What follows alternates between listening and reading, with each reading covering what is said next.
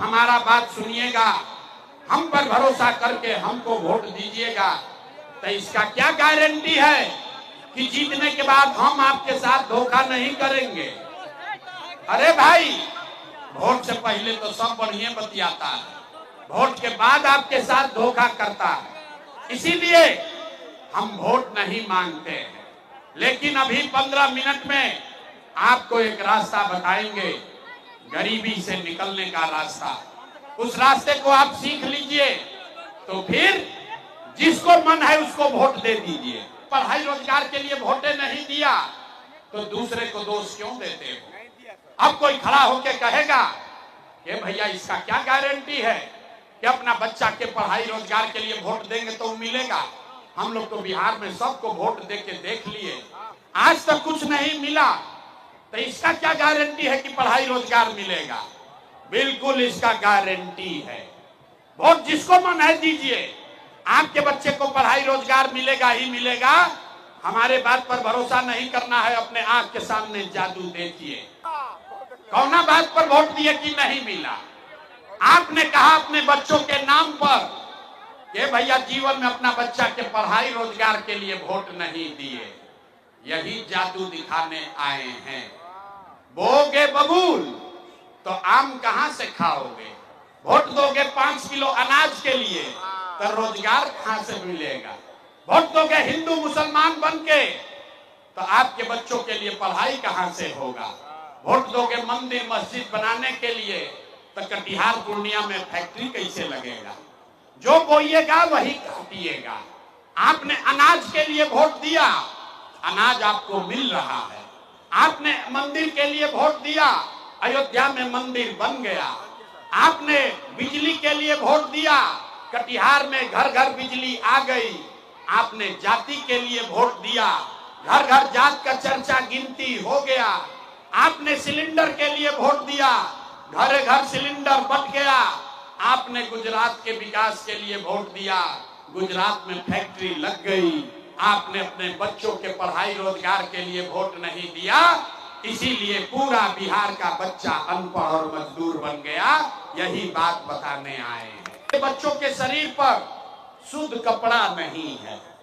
आप मेरे साथ किसी भी गांव में चलिए, ज्यादातर गांव में छोटे बच्चों के पैर में, माताओं बहनों के पैर में हवाई चप्पल भी नहीं है। लोग से पूछते हैं, अरे भाई अपना बच्चा का क्या हाल किए हो, कम से कम बरसात है वो चप्पल काहे नहीं खरीदा है। कहता है भैया इतना गरीब हैं, कहां से चप्पल खरीदे, कैसे कपड़ा पहनाए, कैसे बच्चा को आगे बढ़ाए। तो मेरे भाई, जिन नेताओं ने आपका और आपके बच्चों का ये हाल कर दिया कि आपके बच्चे के शरीर पर कपड़ा नहीं, पैर में चप्पल नहीं, खाने के लिए बढ़िया भरपेट भोजन नहीं, आपका बच्चा बीमार पड़ता है तो दवा डॉक्टर अस्पताल नहीं, वही नेता अभी 3 महीना के बाद आएगा वोट मांगने। तो जितना लोग हाथ उठाए थे, सारा आदमी जाति के नाम पर हिंदू मुसलमान बन के 5 किलो अनाज के लालच में 500 रुपया लेकर मुर्गा भात खाकर 2 पाउच पीकर उसी नेता को जाकर अपने हाथ से बटन दबा के राजा बनाओगे और यहाँ कहते हो कि बच्चे के लिए बड़ा चिंता है। अरे भाई, अपने बच्चों के नाम पर झूठ बोल रहे हो तो आप नहीं भोगोगे तो कौन भोगेगा। हम कोई मीठा बात नहीं बोलते हैं, यहाँ के आदमी को सुधरना ही नहीं है। आप देखिए बच्चों का चिंता क्या होता है। एक बार लालू जी से सीखिए, लालू जी को अपने बच्चे का चिंता है। लालू जी का लड़का 9वां पास नहीं किया, लेकिन लालू जी को चिंता है कि हमारा लड़का बिहार का राजा बने। हम ये बात कहते हैं तो कुछ लोग को लग रहा है कि हम लालू जी का शिकायत कर रहे हैं। अरे नहीं, हम तो लालू जी का तारीफ कर रहे हैं। लालू जी इतना अच्छा बाप हैं, लड़का 9वां नहीं पास किया लेकिन चाहते हैं कि वो बिहार का राजा बने। आप अपना दशा देखिए, आपका बच्चा मैट्रिक पास कर लिया, IAS BA कर लिया, उसको चपरासी का भी नौकरी नहीं मिला, लेकिन आपको उसका कोई चिंता नहीं है। आप तो लालू नीतीश के झगड़ा में पड़े हैं। गांव में बैठ के कहता है लालू जीती हम कि नीतीश जीती हम। मोदी जी की हम की जनसुराज जी की। अरे भाई अपने दिल से पूछो, अपने बच्चों के बारे में कब चिंता करोगे? गांव में चलते हैं, हम लोग से पूछते भैया वोट किसको दिए थे?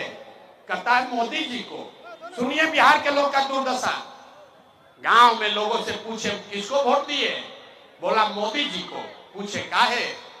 बोला मोदी जी का सीना है 56 इंच का। पूछे इससे क्या होगा? बोला मोदी का सीना है 56 इंच का, सारा मियां जी लोग के मार के मोदी भगा देंगे, पाकिस्तान का 4 टुकड़ा कर देंगे। अरे भाई देखो तुम्हारा अपना दुर्दशा। यहाँ कटिहार के गांव में बैठ के आपको ये समझ है, आपको ये दिख रहा है कि मोदी का सीना 50 इंच है कि 56 इंच, लेकिन अपने बच्चों का, पूरा बिहार के बच्चों का खाए बगैर सीना सिकुड़ा के 15 इंच हुआ है, ये आपको नहीं दिख रहा है। अब फिर कहता है कि बिहार में विकास नहीं हो रहा। कैसे विकास होगा रे भाई? कहता है भैया हम लोग को विकल्प नहीं था। अब एगो आप आ गए हैं, आप एगो नया दल आप बनाए हैं, रास्ता मिल गया है, आप आगे आगे चलिए, हम लोग सब आपका मदद करेंगे। हम आपको हाथ जोड़ रहे हैं, हमको आपका साथ और मदद नहीं चाहिए। आप हमारा मदद क्या कीजिएगा? आप हमारी मदद क्या कीजिएगा? अरे आप तो वो लोग हैं जो अपने बच्चों का नहीं मदद कर सके, आप प्रशांत किशोर का क्या मदद कीजिएगा? मेरे भाई लोग कह रहा है कि भैया अब समझ गए हैं, आप आगे चलिए, हम लोग आप बिहार को सुधारिए। हम आपको कैमरे पर कह रहे हैं, एक प्रशांत किशोर को छोड़िए, अगर 10 प्रशांत किशोर आ जाएंगे तब भी नहीं बिहार सुधरने वाला है। जब तक आप लोग नहीं सुधरिएगा तब तक कोई बिहार को नहीं सुधार सकता।